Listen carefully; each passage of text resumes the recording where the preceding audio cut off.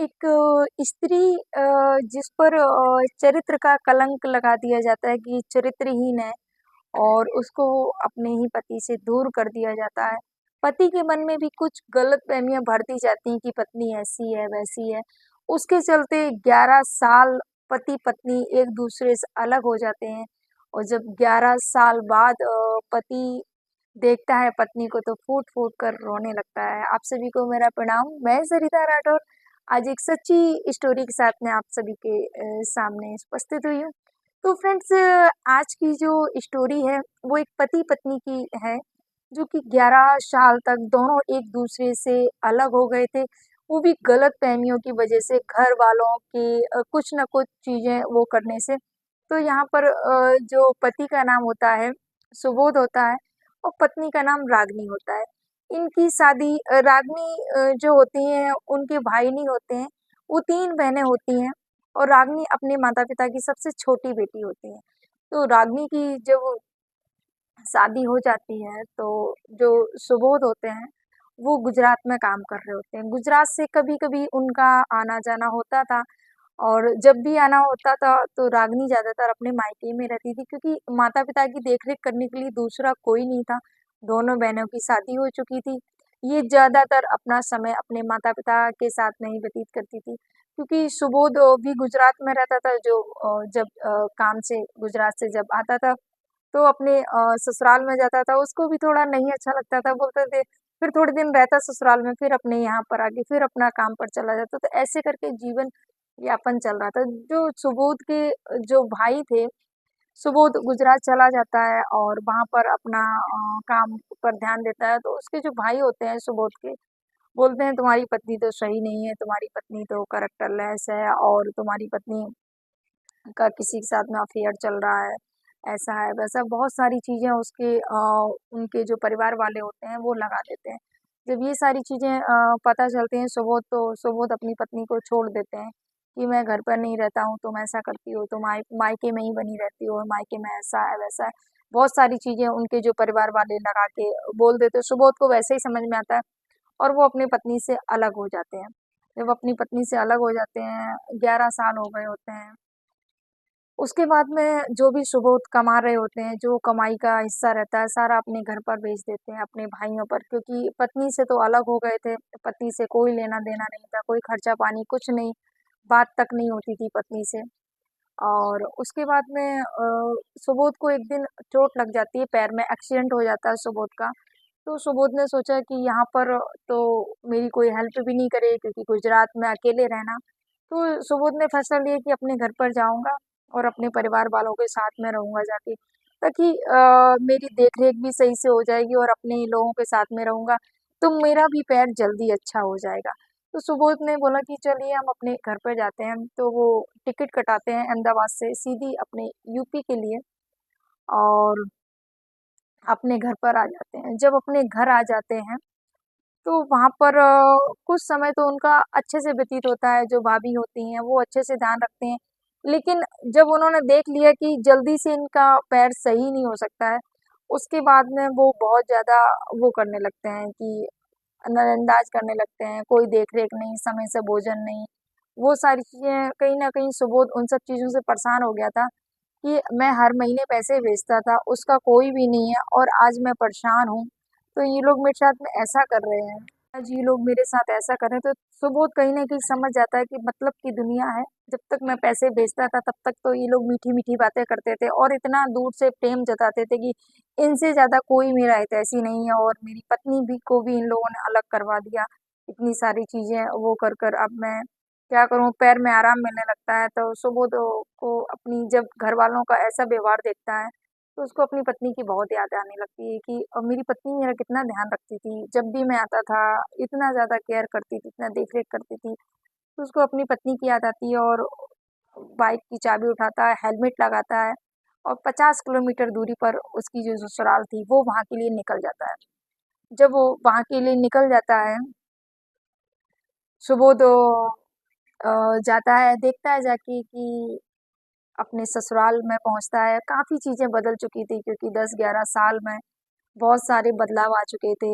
जो चाय की दुकान थी, छोटी-सी टपरी थी, वो एक बड़ी-सी दुकान बन गई है और जो कच्चे रास्ते हैं वो पक्के रास्ते बन गए हैं, सारी चीज़ें बहुत बदल गया है गाँव। तो वो जाता है और देखता है कि वहाँ पर जो घर होता है पत्नी का, वहाँ पर देखता है कि जो सासू माँ है वो जो अरहर होती है ना, वो कर रही हैं और उसमें से दाने निकाल रही हैं, और जो ससुर हैं वो भी काम कर रहे हैं।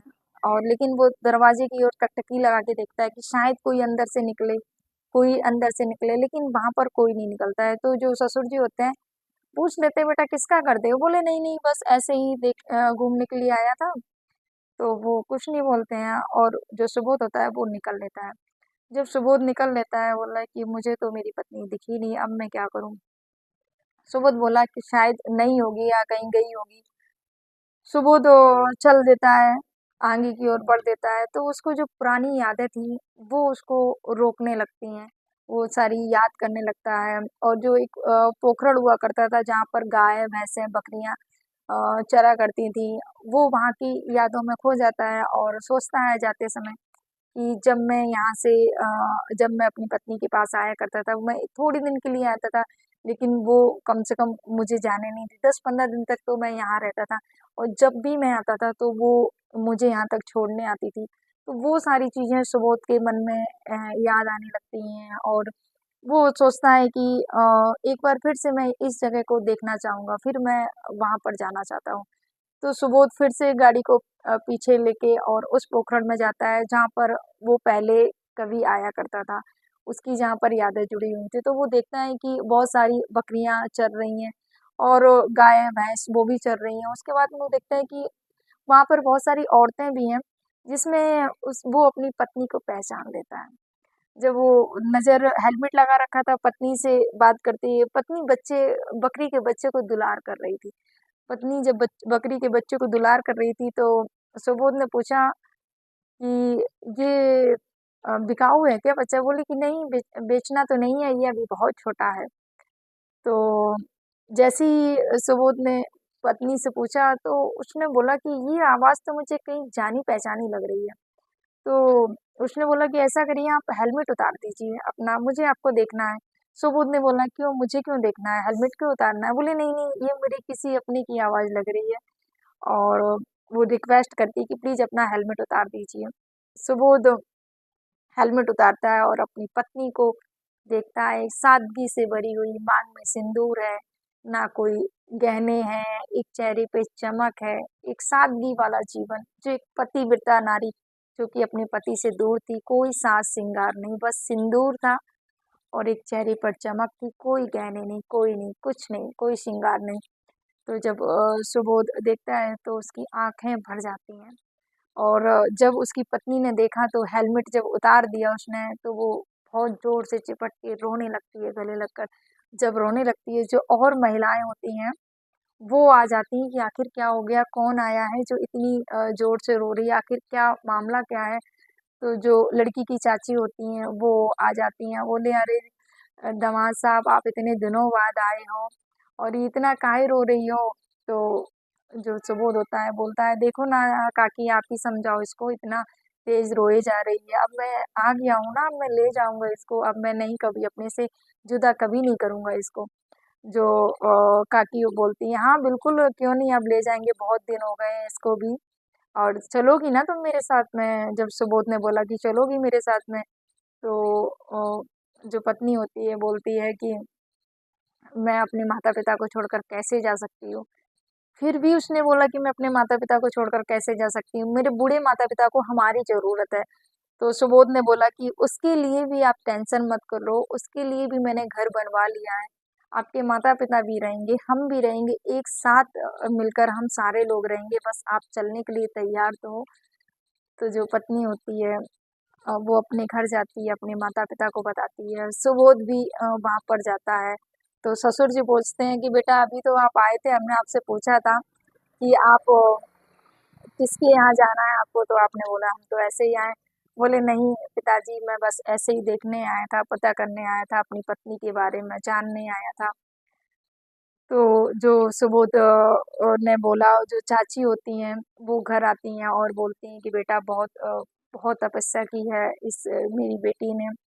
हमेशा आपकी याद करती रहती थी और हमेशा आपको ही यादों में सोचकर रोया करती थी कि कभी ना कभी तो वो आएँगे, कभी ना कभी तो मेरी सुध लेंगे और कभी इसी में अपना रोजी-रोटी का जीवन यापन करती थी। कुछ बकरियाँ इसने पाल रखी थी, उसी से अपना जो भी घर का खर्चा उसी से चलता था, बकरियाँ बेचकर साल में जो भी आय हो जाती थी।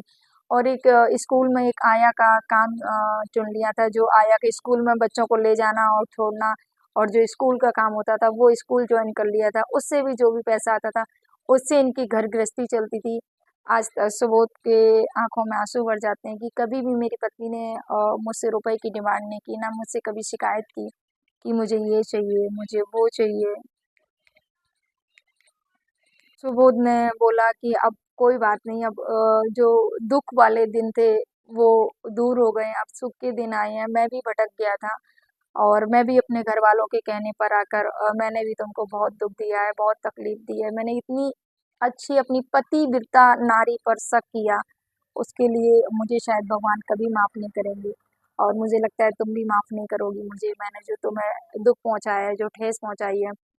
तो जो पत्नी होती है वो पैरों पर पड़ जाती है, बोले नहीं नहीं आप ऐसी माफ़ी वाली मत बात करिएगा, आप मेरे पति परमेश्वर हैं और मैंने आपको हमेशा पति परमेश्वर ही माना है।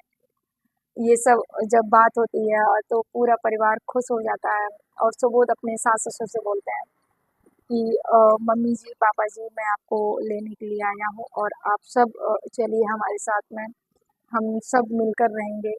और जो पत्नी और पति सास ससुर सब लोग चले जाते हैं और सुबोध के साथ में एक नए जीवन की शुरुआत होती है। फ्रेंड्स, इस कहानी को सुनाने का उद्देश्य किसी को आहत या किसी को परेशान करना नहीं था। बस ये जो अच्छी सी स्टोरी है आपको सुनानी थी। कैसी लगी आपको हमारी ये स्टोरी?